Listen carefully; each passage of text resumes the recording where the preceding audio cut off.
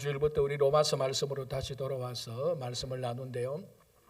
로마서 말씀은 16장까지 되어 있는데 정확히 전반부 후반부로 딱 나누어집니다. 전반부는 11장까지, 그리고 후반부는 12장부터 16장 끝까지입니다. 전반부는 무슨 내용인가 하면 이론 또는 교리 내용이죠. 그리고 후반부는 실천 또는 행하는 내용입니다. 그래서 이 실천, 행함의 내용이 교리, 이론의 내용의 바탕으로 해서 우리가 무엇을 행할지, 어떻게 행할지가 결정되어지는 겁니다. 그래서 우리가 지난 주일날 이제 12장 1절을 보면서 드디어 행함으로 실천 안으로 들어왔습니다. 특히 이제 12장 1절, 2절은 행함, 실천에 대한, 지금 실천에 대한 서두죠. 그러니까 실천 강령이라고 볼 수 있습니다. 로마서 12장 1절 2절은 성도가, 한 사람의 성도가 주님의 뜻을 따라서 실천하는 그 강령입니다. 자, 이 강령이 또 어떻게 왔느냐? 우리가 앞에서 나온 대로 1장에서 11장까지 나온 교리 내용에 나온 것입니다. 그 내용이 무엇이었습니까? 간단하게 말하면 예수님이 그리스도였고 그 예수님을 믿음으로 말미암아 우리가 의롭게 되는 것이다. 율법이 아니라 믿음으로 말미암아 의롭게 되는 것. 예수 그리스도의 죽음과 부활, 이 복음이 우리를 구원하는 것이지 율법이 우리를 구원하는 것은 아니다. 그래서 믿음으로 의롭게 되는 것이 전반부의 주요한 핵심 내용이었습니다. 여기에 바탕으로 해서 이제 12장 1절 2절 실천 강령이 나오고, 이제 다음 주부터를 3절 4절 보면은 구체적으로 무엇을 행할지, 어떻게 행해야 될지 말씀이 나오는 겁니다. 그래서 지난 주일에 이어서 오늘 한 번 더 우리 성도들의 실천 강령을 두 번째로 보겠습니다. 자, 12장 2절인데요. 제가 다시 한 번 더 봉독해 드리겠습니다. 너희는 이 세대를 본받지 말고 오직 마음을 새롭게 함으로 변화를 받아 하나님의 선하시고 기뻐하시고 온전하신 뜻이 무엇인지 분별하도록 하라. 세 가지입니다. 2절에 나타난 실천 강령은 첫 번째 본받지 말고, 두 번째 변화를 받아, 세 번째 분별하도록 하라. 자, 여기서 살을 더 붙이면은 본받지 말고 무엇을, 이 세대를 본받지 말고 변화를 받아 무엇을, 마음이 새롭게 되어서 변화를 받아 분별하도록 하라. 무엇을? 하나님의 선하시고 기뻐하시고 온전하신 뜻을 분별하도록 하라. 그래서 오늘 이 세 가지 실천 강령을 보겠습니다. 본받지 말고 변화를 받고 분별하도록 하라. 자, 첫 번째, 이 세대를 본받지 말고 되어 있습니다. 자, 여기서 이 세대는 쉽게 말하면 이 세상입니다. 이 세상, 이 시대를 본받지 말고인데, 좀 더 정확히 말하면 악한 세대. 그럼 무엇이 악한 세대인가 하면은 뭐 범죄가 있고 잔혹한 행동이 있는 이런 세대가 맞긴 맞지만 그 안에 있는 가장 인류가 가진 본질적인 악함, 그것은 하나님을 알지 못하고 하나님께 순종하지 않는 것입니다. 이 세대를 본받지 말라, 그 말의 본질적인 의미는 하나님을 믿지 않고 하나님을 부정하는 그런 세대, 그런 시대, 그런 세상은 본받지 말라. 그런 세상에 동화되지 말고 그런 세상에 적응하지 말라라는 이 말이 되는 것입니다.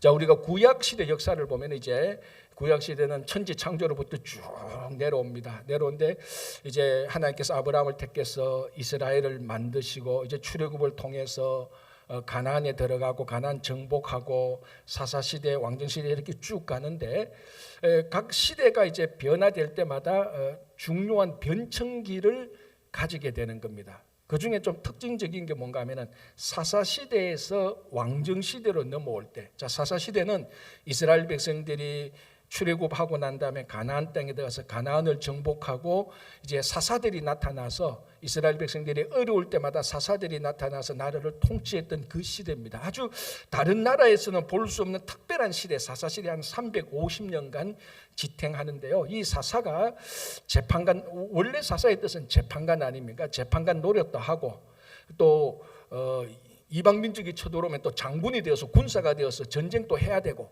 평소에 나라를 통치해야 되고, 또 통치할 일이 없으면 그 자기 집에 가서 농사도 짓고, 그러니까 온갖 것 다 하는 겁니다. 이게 사사입니다. 그러니까 이 사사가 실제적인 사사시대의 통치자였습니다. 이는 이제 사사시대가 있고 왕정시대로 넘어갑니다. 자, 그런데 요 사사 시대에서 왕정 시대로 넘어가는 요 틈 속에 누가 있었냐면 사무엘 선지자가 있었죠. 그래서 사무엘 선지자가 사사 시대를 잘 마무리하고 왕정 시대로 넘겨 주게 되는데, 자, 이 사사에서 왕정으로 넘어가는 중요한 변천기 때 무슨 어떤 일 때문에 사사 시대에서 왕정 시대로 넘어갔는가 하면은 이스라엘 장로들이, 이스라엘 지도자들이죠. 이스라엘 장로들, 그 지도자들이 사무엘 선지자에게 와서 우리도 왕을 세워서 나라를 다스리게 하자, 그런 내용이 나옵니다. 이제 그게 사무엘상 8장 4절 5절인데요. 정확히 이렇게 되어 있습니다. 제가 읽어드릴게요. 이스라엘 모든 장로가 모여 라마에 있는 사무엘에게 나아가서 그에게 이르되, 보소서, 당신은 늙고 당신의 아들들은 당신의 행위를 따르지 아니하니 모든 나라와 같이 우리에게 왕을 세워 우리를 다스리게 하소서 한지라. 자, 이스라엘 장로들, 그 지도자들이 사무엘에게 와서 요청합니다. 우리에게 왕을 세워주소서. 죄송합니다. 왜 왕을 세워달라 그럽니까? 왕을 세워달라고 요구하는 이유가 뭐였죠? 자, 다시 읽어드릴게요. 한번 맞춰보시기 바랍니다. 당신은 늙고, 당신이 사무엘이죠. 사무엘, 당신은 늙었고 당신의 아들 사무엘의 아들들은 당신의 행위를 따르지 아니하니 모든 나라와 같이 우리에게 왕을 세워 우리를 다스리게 하소서. 얼핏 보면은 이제 사무엘 선지자, 당신은 늙었습니다. 이제 은퇴하셔야 됩니다. 그런데 그때는 이제 다 우리말로 하면 세습제죠. 이 나쁜 세습이 아닙니다. 정당한 세습인데, 당신의 아들들이 선지자가 되어야 되는데 당신의 아들들 보니까 선지자가 될 자질과 능력과 태도가 없습니다. 완전 망난입니다. 자, 그러면 당신이 은퇴하고 나면은 누가 우리를 다스리고 누가 하나님의 말씀을 우리에게 전해 주겠습니까? 아무도 없지 않습니까? 그래서 우리에게 왕을 세워 달라는 겁니다. 자, 여기에 아주 중요한 단어가 하나 나옵니다. 정확히 말하면은 당신의 아들들은 당신의 행위를 따르지 아니하니 모든 나라와 같이 우리에게 왕을 세워 우리를 다스리게 하소서. 핵심 문구가 뭡니까? 모든 나라와 같이, 요겁니다. 요게 핵심입니다. 그냥 왕이 아니고 모든 나라, 다른 이방 민족들처럼, 이스라엘 사람들이 가나안에 와서 사사시대 보니까 다른 이방 민족들은 왕이 있어요. 우리는 사사인데 왕이 있으니까 왕정 시스템이 있지 않습니까? 왕이 있으니까 우리말로 하면 국무총리가 있고 장관도 있고 차관도 있고 국장도 있고, 우리말로 하면 그럼 왕이 있으니까 시스템이 되니까 보기 되게 좋거든요. 우리는 사사만 딸랑 있어. 그럼 왕이 있으면 나도 국무총리도 하고 장관도 할 것인데, 이런 생각이 좀 아마 들었을 겁니다. 그래서 왕을 세워달라고 말하는데 그냥 왕이 아니고 저런 이방 민족들과 같은 왕을 세워달라. 핵심은 뭡니까? 그냥 왕이 아닙니다. 우리도 이방 민족들처럼 저렇게 살고 싶다는 겁니다. 이게 핵심입니다. 이미 이스라엘 장로들, 그 지도자들의 머릿속에는 이방 민족들의 삶의 방식에 적응되어 버린 겁니다. 그게 좋아 보이는 거죠. 동화된 겁니다. 그래서 자기들이 이방 민족처럼 살겠다고 온 겁니다. 그 대표적인 게 왕을 세워달라는 거죠. 자, 여기서 한 가지 질문. 이게 왜 잘못됐습니까? 그러면 충분히 할 수 있는 요구 아니에요? 자, 우리가 미국에 살고 있습니다. 자, 우리 미국에 살면서 미국의 좋은 시스템, 우리도 저렇게 하자고 하는 경우가 되게 많습니다. 우리 이민자들은 또 다른 민족들, 다른 인종들 미국을 보면서 본받을 게 되게 많은 거예요. 우리의 단점을 빼고 그들의 장점을 받아들이는 굉장히 좋은 요구잖아요. 근데 성경을 보면 이게 되게 나쁜 요구거든요. 이게 왜 잘못됐습니까? 다른 나라와 같이 왕을 세워달라는 게 왜 잘못되었어요, 그게? 자, 여기에 대한 답변이 하나님께서 하십니다. 사무엘상 8장 8절에 이 요구에 대해서 하나님께서 이렇게 말씀하십니다. 내가 그들을, 여기는 내는 하나님이죠. 그들은 이스라엘이죠. 내가 그들을 애굽에서 인도하여 낸 날부터 오늘까지 그들이 모든 행사로 나를 버리고 다른 신들을 섬김같이 내게도 그리하는도다. 자, 다른 나라와 같이 왕을 세워주소서라는 이 이스라엘 장로들 지도자의 요구는 단순히 우리가 선진 문물을 받아들이고 좋은 시스템을 우리도 받아들여서 우리도 더 진보적이고 더 좋은 삶을 살겠습니다 하나님께서 보실 때는 그게 아니고, 이 자체는 문제, 그게 아니고 너희들이 다른 나라와 같이 살게 된다면은, 이 시대에 적응돼서 살게 된다면 그 시대가 무슨 시대입니까? 그런 세대가 무슨 시대입니까? 이방민족의 세대가 무슨 세대입니까? 하나님을 섬기지 않는 세대예요. 우상을 섬기는 세대입니다. 그 세대에 적응되어서 산다면 너희들은 반드시 여호와를 버리고 우상을 섬길 것이라는 것이 핵심입니다. 그래서 뭐라고 말합니까? 행사로 나를 버리고 다른 신들을 섬긴 같이. 이게 포커스입니다.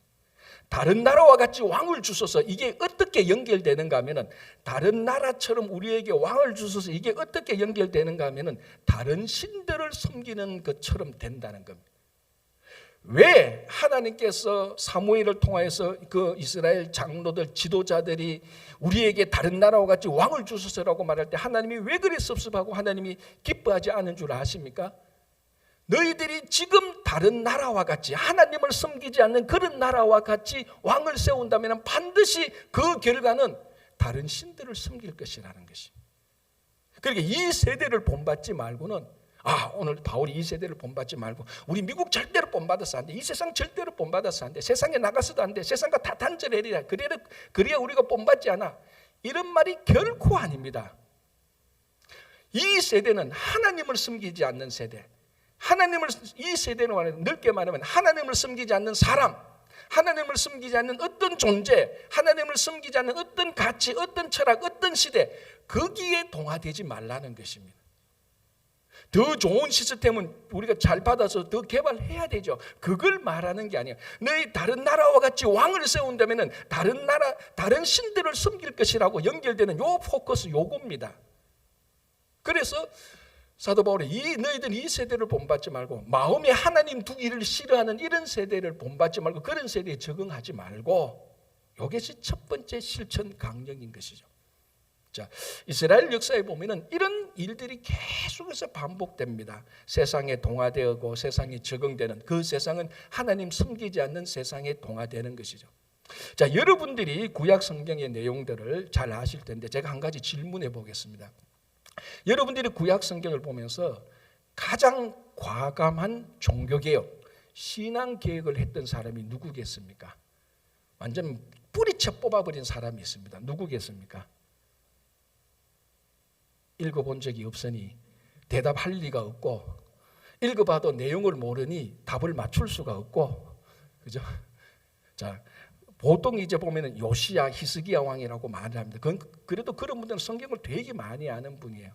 그러나 구약 성경을 쭉 보면요, 어느 한 시대에 어느 한 사람이 완전 그 종교 혼합된 세상에 하나님을 섬기지 않는 이방 문화에 완전히 적응된 그 시대를 뿌리채 뽑아버린 사람이 있었고 시대가 있었습니다. 누군가 하면요, 율법학자 에스라예요. 에스라 알아요? 에스더 아니에요. 지금 에스라입니다. 율법학자예요. 누군가 하면은, 자, 북이스라엘 남유다로 나누어졌다가 남유다가 바벨론에게 다 멸망하잖아요. 예루살렘 성전 다 파괴되고 포로로 잡혀갑니다. 포로로 잡혀갔다가 다시 가나안으로 돌아오잖아요. 그때 한목에 다 돌아오는 게 아니고 1차, 2차, 3차로 돌아옵니다. 몇십 년, 몇 년을 두고 1차 때 스룹바벨하고 대제사장 여호수아가 돌아오고 2차 때 율법학자 에스라의 인도함으로 1단의 그룹들이 이스라엘에 들어옵니다. 그때 이 사람이 에스라 율법학자입니다. 별명은 제2의 모세입니다. 모세 못지않게 율법에 대해서 능통한 사람이고 정말 하나님의 말씀대로 사는 사람입니다. 3차 때는 누가 들어옵니까? 그게 그 유명한 느헤미야 때, 이제 느헤미야가 3차 때 들어오는데, 이때 바벨론 포로에서 2차로 돌아올 때 율법학자 에스라인데, 돌아오 보니 쉽게 말해서 저는 그쪽에서 나라가 개판인 거예요. 아니, 그만큼 바벨론에게 패망했다가 성전이 다 무너졌다가 포로로 잡혀갔다가 다시 돌아오면 정신 차리고 하나님 잘 섬기고 거룩한 백성으로 살아야 되는데, 율법학자 에스라가 와보니까 이게 남자들이 전부 다 이방 연자들하고 다 결혼하고 애를 다 놓고 살아요. 자, 여기서 한 가지 주의해야 되는 것은, 이방 여인과 결혼했다는 다른 인종과 결혼했다는 것이 문제되는 건 아니에요. 자, 율법에서도 너희들은 이방 여인과 결혼하지 말라는 것에 있어서 이게 다른 인종적 이방인을 말하는 게 결코 아닙니다. 그 당시 이방 여인은 전부 다 이방 신을 섬기는 사람이에요. 그러니까 이방 여인과 결혼하지 말라는 궁극적인 목적은 국제결혼, 인종 간 다른 결혼이 아니고 우상을 섬기는 여인과 결혼하지 말라는 겁니다. 그러면 반드시 너희들이 우상을 섬기는 쪽으로 동화될 수밖에 없다는 것을 하나님께서 아셨기 때문에 율법에도 이방 여인과 결혼하지 말라고 말한 것이고, 그리고 이제 에스라가 와서 보니까 많은 남자들이 이방 여인과 결혼해서 아들을 얻고 많은 남자들이 자기 며느리가 이방인이에요. 그러니까 이제 하나님을 섬기는 게 또다시 혼란스러워집니다. 아니, 그만큼 하나님 제대로 섬기지 못하다가 바벨론에게 포로 잡혀가 그만큼 고생했다가 돌아왔는데 또 그 짓을 하고 있는 거예요. 그러니까 일단의 지도자들이 율법학자 에스라의 명성을 듣고 그분의 인격과 신앙을 듣고 찾아와서 이렇게 말을 합니다. 그게 에스라 9장 1절에서 3절인데 제가 읽어드릴게요.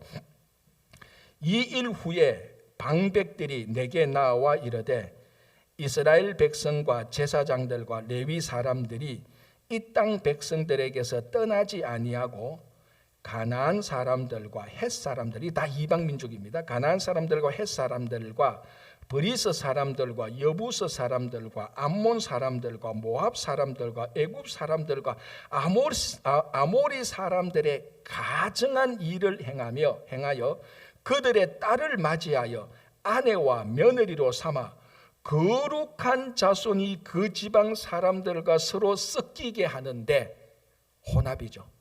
하나님 섬기지 않는 우상민족에게 동화된 거죠. 적응된 거죠. 거룩한 자손이 그 지방 사람과 서로 섞이게 하는데 방백들과 고관들이 이 죄에 더욱 으뜸이 되었다 하나님.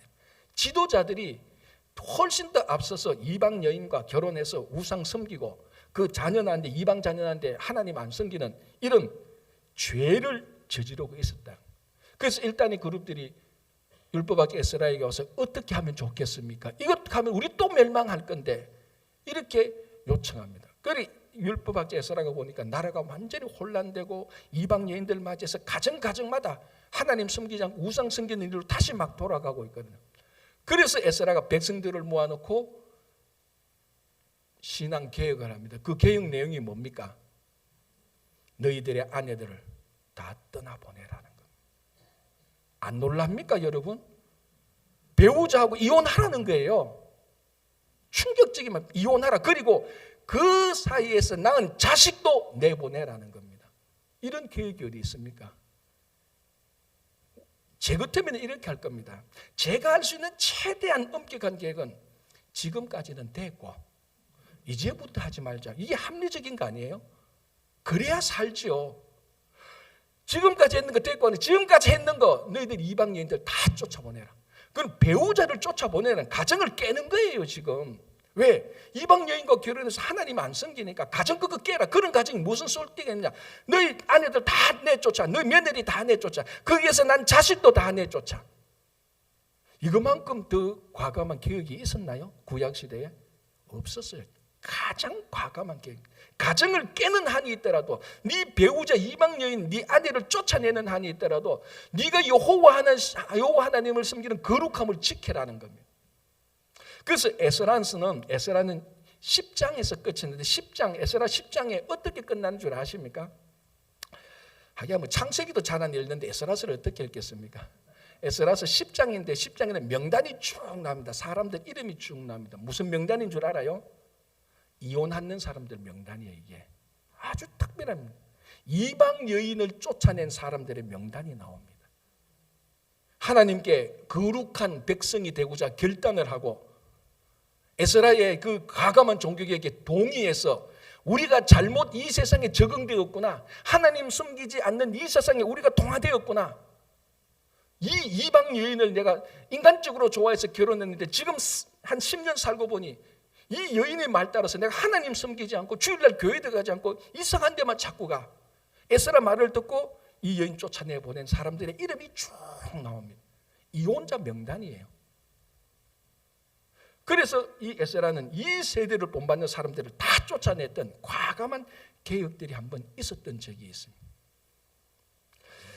자, 여러분, 지금 우리 세대가 어떤 세대입니까? 얼마나 혼란스럽습니까? 제가 지난주에도 말씀드렸다시피 첨단 과학의 기술의 변화에 따라서 앞으로는 여러분 논쟁되는 이슈들이 굉장히 많을 겁니다. 윤리적으로 이게 바르냐, 뭐 AI에게 우리 재산을 상속해야 되느냐, 수없이 이제 앞으로 많은 문제들이 막 계속 터질 겁니다. 지금도 있지만 굉장히 혼란스러워요.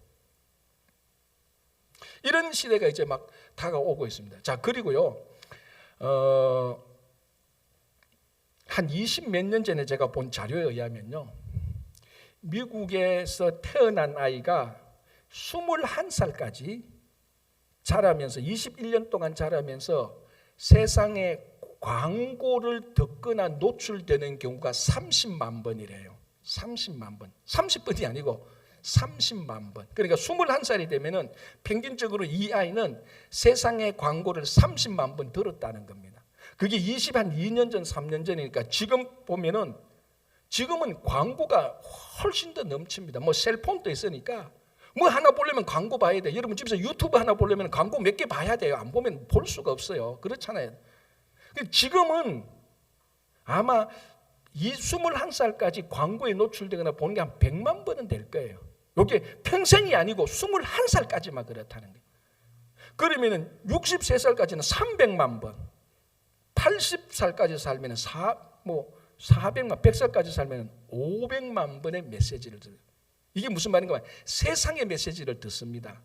세상의 메시지가 뭡니까? 하나님 전가하는 메시지 아니잖아요.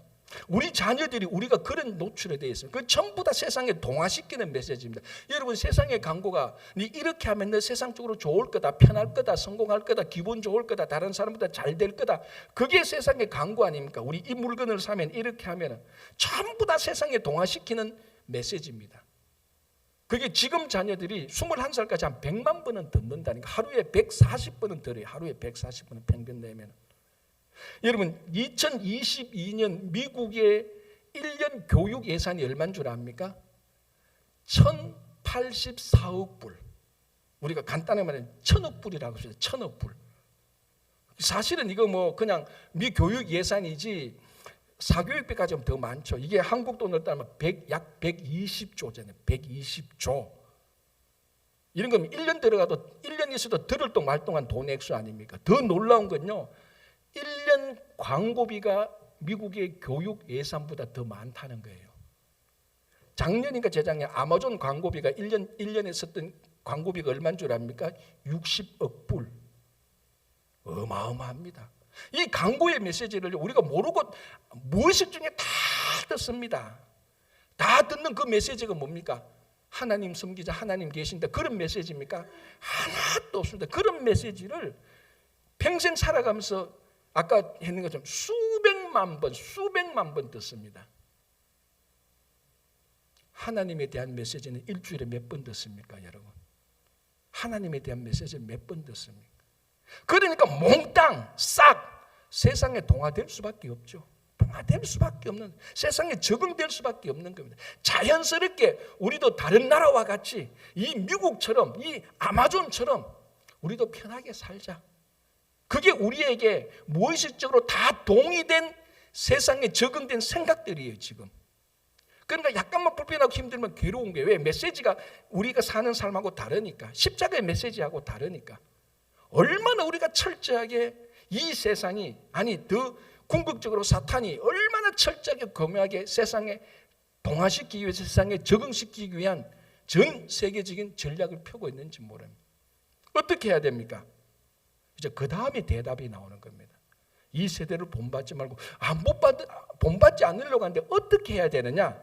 그 다음에 나오죠. 실천강령 두 번째, 마음을 새롭게 해서 변화를 받아.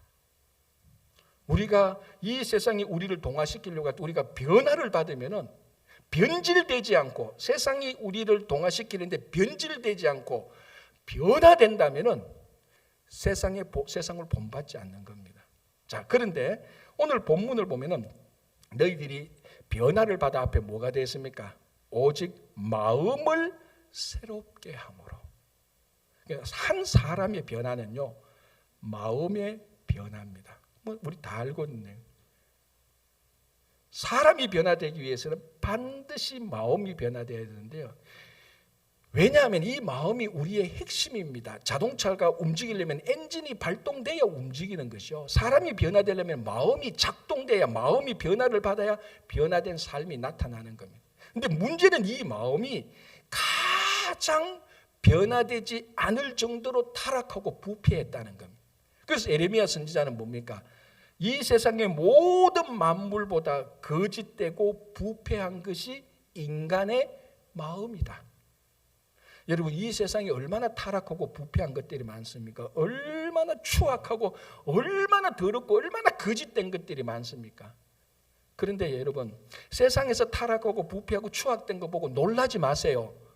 우리의 마음은 그거보다 더 타락한 거예요. 훨씬 더 부패하고 타락한 마음을 가지고 어휴 저렇게 부패하고 타락해, 놀랄 필요가 없다네. 우리 마음은 더 타락하고 부패한 겁니다. 에레미야 선지자가 정확히 말하는 거죠.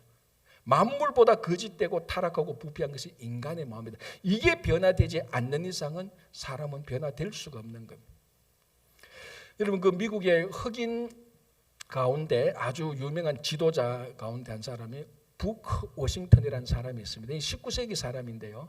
이분이 원래 흑인 노예로 태어났습니다. 흑인 노예, 그 당시 남북 전쟁이 끝나고 흑인 그 자유는 선포했지만 여전히 흑인은 계속해서 노예로 사는 겁니다. 남북 전쟁 링컨이 이제 흑인 노예 자유해도 저 남쪽에는 여전히 흑인들은 그런 메시지도 그런 내용도 알지 못하고 여전히 노예로 살고 있는 그때에 이제 이 부크 워싱턴의 주인이 오막살이 집을 청소를 시킵니다. 문을 열고 들어보니까 집도 아니고 창고 한 몇십 년 정도 방치해놓은 창고입니다. 얼마나 청소할 게 많겠습니까? 다 털어내고 먼지 다 닦고 다 청소해서 주인한테 허락을 받습니다. 주인이 보니까 마음에 안 들거든. 다시 해.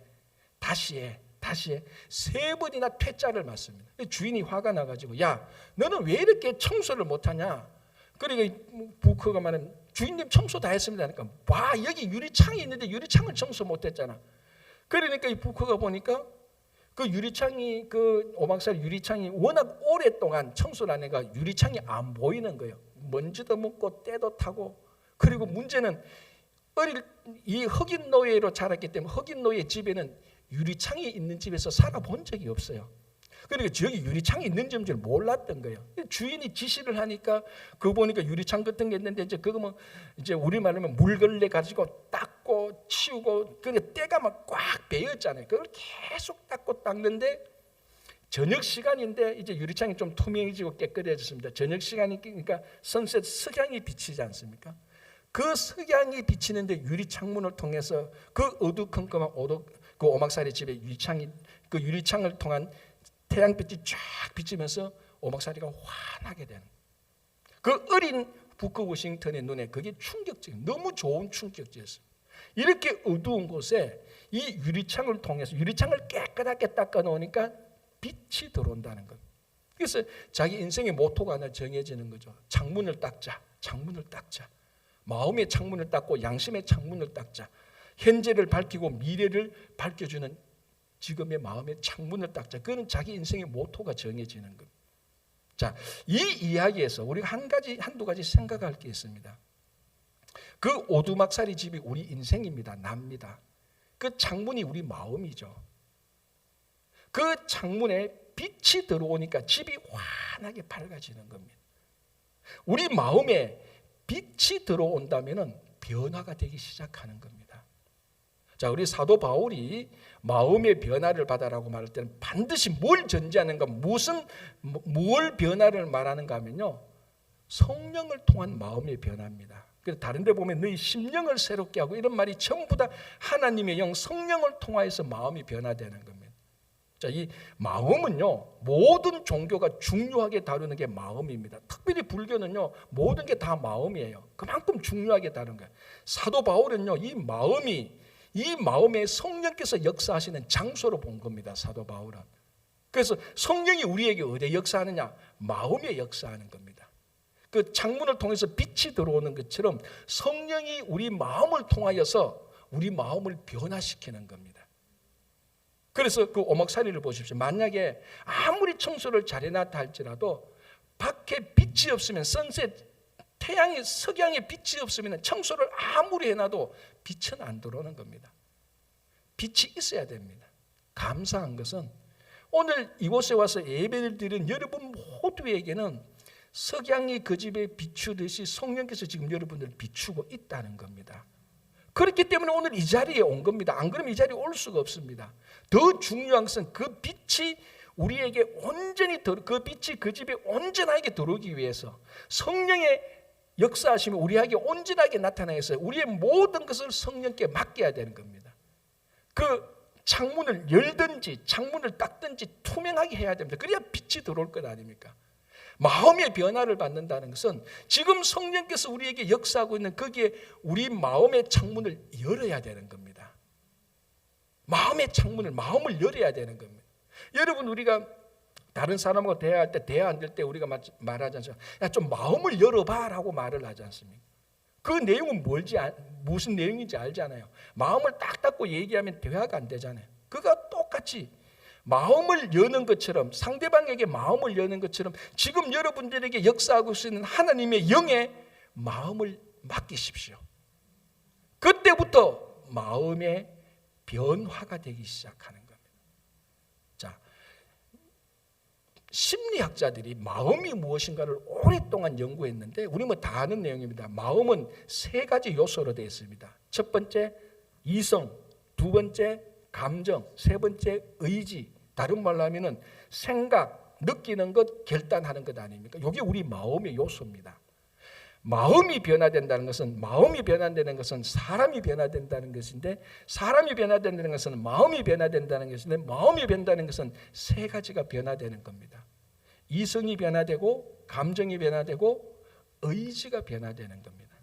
자, 이성이 변화되면요, 성령에 의하여서 마음의 변화, 첫 번째 요소는 이성이 변화된다면 무슨 변화가 나타나는가 하면요, 진리가 무엇인지 알게 됩니다. 진리가 무엇인지 성령께서 우리 이성을 터치해서 우리 이성의 성령을 영접한다면 진짜 인간이 끝까지 추구해야 될 진리가 무엇인가를 알게 됩니다. 그때 예수가 진리라는 것을 알게 되는 거예요. 이전에는 절대로 알 수 없어요. 성령께서 우리 마음에 역사하기 이전에는 자기 생각이 진리고, 자기가 존경하는 사람들이 말했던 게 진리고, 지구가 둥글다는 게 진리고, 과학적인 진리고, 철학적인 진리고, 인생의 경험적인 진리지, 그거는 전부 다 성령께서 역사하시기 이전 세상 보통 사람들이 생각하는 진리지, 성령께서 우리 마음을 역사하셔서 우리 이성을 터치할 때 그때야 깨닫게 되는 진리는 예수가 진리구나라는 것을 알게 되는 겁니다. 예수님이 뭐라고 말씀하신 건 내가 곧 길이요 진리요 생명이니, 그제서 그 말씀이 진짜 알게 되고 믿게 되고 고백하게 되는 것입니다. 그래서 성령이 우리를 터치하면요, 예수가 진리고 예수가 그리스도라는 것을 진짜 고백하게 되고 알게 되는 겁니다. 그리고 여호와가 진짜 하나님이라는 걸 알게 됩니다. 많은 신들이 있는데 그 신들은 다 잡신들이고 우상이고, 여호와 그분만이 하나님이라는 것을 알게 되는 겁니다. 이 교회가 그리스도의 몸이라는 것을 알게 되고, 이 교회의 머리가 어떤 특정한 그룹이나 세력이 아니고 그리스도가 이 교회의 머리라는 것을 진짜 알게 되고 고백하게 되고 교회를 따르게 되는 겁니다. 성령께서 역사하시기 이전에는요, 그냥 교회는 건물이야, 사람들 모여서 클럽하우스처럼 사는 거야, 그렇게 생각할 수는 있겠지만, 성령의 역사하심에 따라서 이성에 터치되면은 이 교회의 머리가 그리스도구나, 교회의 주인이 그리스도구나, 여호와가 진짜 하나님이구나, 그리스도 예수가 나의 메시아고 그분이 영원한 진리구나라는 것을 알게 되는 것입니다. 이 세대를 본받은 사람은 이런 생각을 하죠. 이 세대를 본받은 사람은 뭡니까? 자기가 원하는, 자기가 여러 가지 진리 가운데 하나 선택하는 게 그게 진리예요. 철학적, 역사적, 경험적 진리입니다. 그래서 이 세대를 본받지 말고 마음을 새롭게 함으로 변화를 받아야 할 때 예수가 그리스도고 예수가 진리고 여호와가 하나님이고 교회가 그리스도의 몸이라는 것을 고백하게 되는 거예요. 자, 또 하나 변화되는 게 뭡니까? 감정이라고 말했습니다. 감정이 변화됩니다. 감정이 변화되면, 성령께서 우리 감정을 변화시키면요, 예수님을 사랑하게 돼요. 하나님께 영광 돌리는 게 그게 진짜 기쁘고 즐겁게 되는 겁니다. 자, 베드로전서 1장에 보면 사도 베드로가 이렇게 말합니다. 너희는 예수를 보지 않고 사랑하는도다. 너희는 예수를 보지 않고 예수 그리스도의 영광의 즐거움을 기뻐하는도다라고 말합니다. 자, 한번 생각해 보세요. 여러분들이 누구를 사랑합니까? 한 번도 보지 않고, 한 번도 만나지 않고, 한 번도 직접 대화해보지 않은 사람을 사랑할 수 있습니까? 못하죠. 그건 사람이 사랑할 수 있는 사람이 아니에요.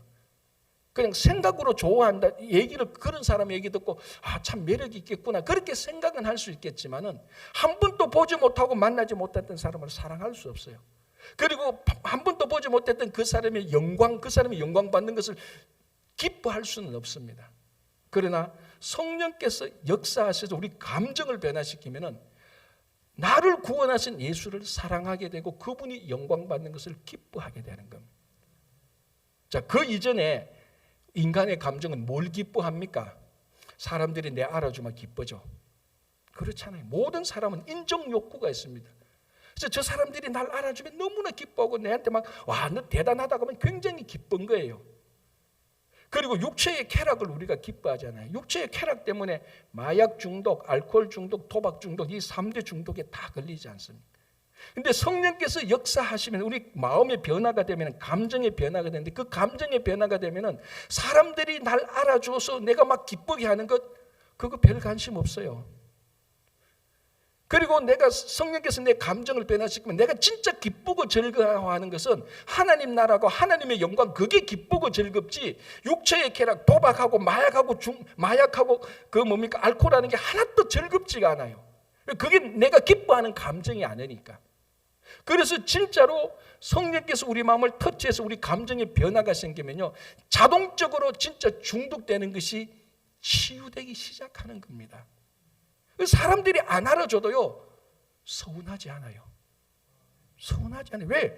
내 마음이, 사람들이 내 알아주는 게 그렇게 기쁘지 않다니까요. 어떻게 그럴 수가 있어? 그럴 수가 있지. 성령께서 마음을 감정을 시키면 기뻐하는 것이 달라지니까, 다르니까.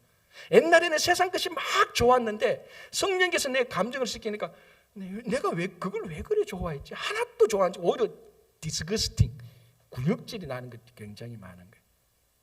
그래서 마음의 변화를 받아서, 마음을 새롭게 함으로 변화를 받아서 감정이 바뀌는 거예요. 자, 또 하나가 뭡니까? 의지라 그랬지 않습니까? 이성과 감정과 의지. 의지는 뭔가 하면요, 해야 할 것을 하고 해서는 안 될 것을 안 하는 결단입니다. 그게 의지잖아요. 여기에는 가치가 들어가 있습니다. 내가 중요하다고 생각하는 가치는 해야 될 것이고, 중요하지 않다고 생각하는 가치는 해서는 안 되는 겁니다. 이걸 결단하는 것이 의지입니다. 그러니까 의지라는 것은 가치고, 이 가치가 내가 행동하는 윤리고 도덕입니다. 그래서 의지가 변화된다면요, 가치가 변화되고 내가 진짜로 하나님께서 기뻐하신 일을 하게 되는 겁니다. 의지가 변화되기 이전까지 내가 해야 되는 일은 뭡니까? 내가 원하는 것, 내가 하고 싶은 것, 내게 이익이 되는 것을 하는 겁니다. 그리고 내게 이익이 안 되고 내가 불편하고 힘든 것은 안 하는 거예요. 변화되기 전 내 의지고 내 결단입니다. 그런데 성령께서 우리 마음을 터치해줘서 세 번째 요소인 의지를 탁 건드리면, 거기에 이 의지를 하나님께 맡기면 가치가 바뀝니다. 이제는 나를 위해서 살아가는 게 별로 가치가 없어요. 이제 나를 위해서 살아가는 거 그만해도 되겠다. 이제는 진짜로 하나님을 위해서 한번 살아보겠다. 하나님의 나라를 위해서 내가 약간이라도 도움되는 게, 그게 너무 가치가 있는 거예요. 그걸 위해서는 하는 거예요. 손해를 보더라도, 고난이 오더라도, 아픔이 오더라도, 불편이 오더라도 그걸 하는 겁니다. 그게 사순절 기간 동안에 십자가를 묵상하고 십자가로 따라가는 거예요. 자, 어떤 사람 생각하면 뭐 그게 가치가 있어, 힘들고 불편하고 괴로운데, 그건 의지가 변화되지 않는 사람이에요. 의지가 변화되지 않는 사람은 십자가를 사랑하고 불편하고 손해보고 그것을 힘들 때라도 그걸 하는 것이, 의지가 변하지 않는 사람은 너무 미련하고 어리석은 거예요. 그래서 십자가는 그 사람들에게는 미련하고 어리석은 것입니다. 그러나 의지가 변화된 사람은 내가 손해보고 불편하고 힘들더라도 저 십자가가 내 인생이 진짜 중요한 가치인구나 하고 그 십자가를 따라가는 겁니다. 그게 마음의 변화를 받는 겁니다. 마음이 새롭게 되어서 변화가 되는 겁니다. 그래서 우리가 어떻게 하면 이